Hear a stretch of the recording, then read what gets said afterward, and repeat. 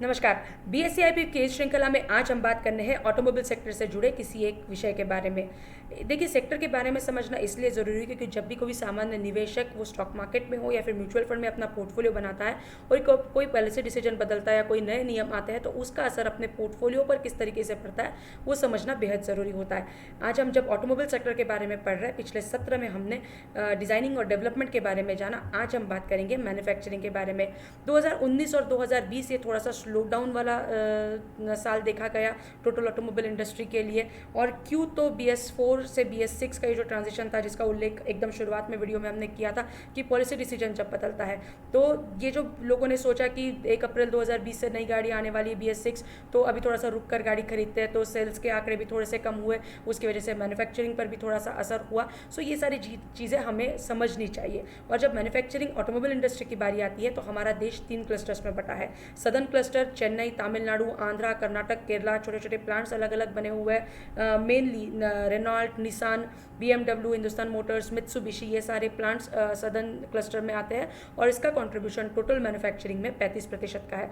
फिर है western cluster जिसमें आएगा मुंबई, चाकन, औरंगाबाद, नासिक, महिंद्रा एंड महिंद्रा हो, स्कोडा हो, वॉक्सवैगन हो, ये सारी कंपनियां, मर्सिडीज बेंज, ये सारी कंपनियों के प्लांट्स जो है वो वेस्टर्न क्लस्टर में है जिसका कंट्रीब्यूशन 33% का टोटल मैन्युफैक्चरिंग में देश के।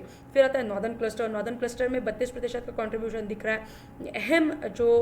अहम कंट्रीब्यूशन है वो है मारुति का, जिसके 3 प्लांट्स गुरुग्राम, दिल्ली NCR के आसपास है, हरियाणा में, जिसमें 50,000 के इर्द गिर्द एम्प्लॉयज़ काम करते हैं और जिसका मार्केट शेयर भी 50% से ऊपर है। सो ऐसे मारुति के 3 प्लांट्स ये नॉर्दर्न क्लस्टर में पड़ते हैं। उसके बाद फिर उत्तराखंड हो, हिमाचल हो, पंजाब हो, यहाँ पर भी छोटे छोटे प्लांट्स हैं।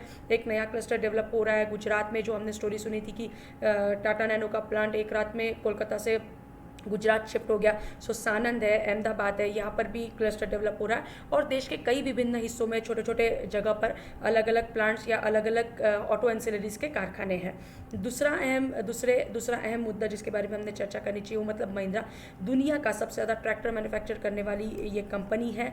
40-45 हज़ार के ऊपर एम्प्लॉयज़ इसमें भी काम करते हैं और इगतपुरी में मेन इसका प्लांट है। उसके बाद नासिक में, उसके बाद नागपुर में भी एक छोटा प्लांट है जहाँ पर ट्रैक्टर्स को लगने वाले पुर्जे बनते हैं। South Africa, Detroit, Australia, China, US, हर जगह पर इनके प्लांट है क्योंकि ये दुनिया का सबसे बड़ा ट्रैक्टर बनाने वाली कंपनी है।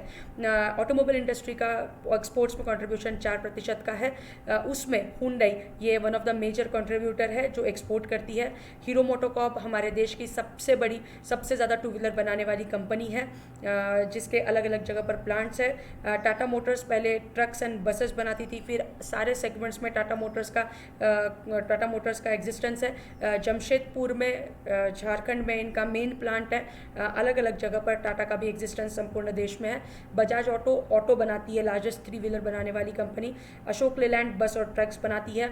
आइशर मोटर पेरेंट कंपनी है रॉयल एनफील्ड की। अभी हमने डिजाइनिंग और डेवलपमेंट के बारे में बात करी थी। हिमालयन करके उनकी जो नई बाइक आई है वो पूरी की पूरी हमारे देश में इंडिजिनस बाइक है, देश में उसका डिज़ाइन हुआ है।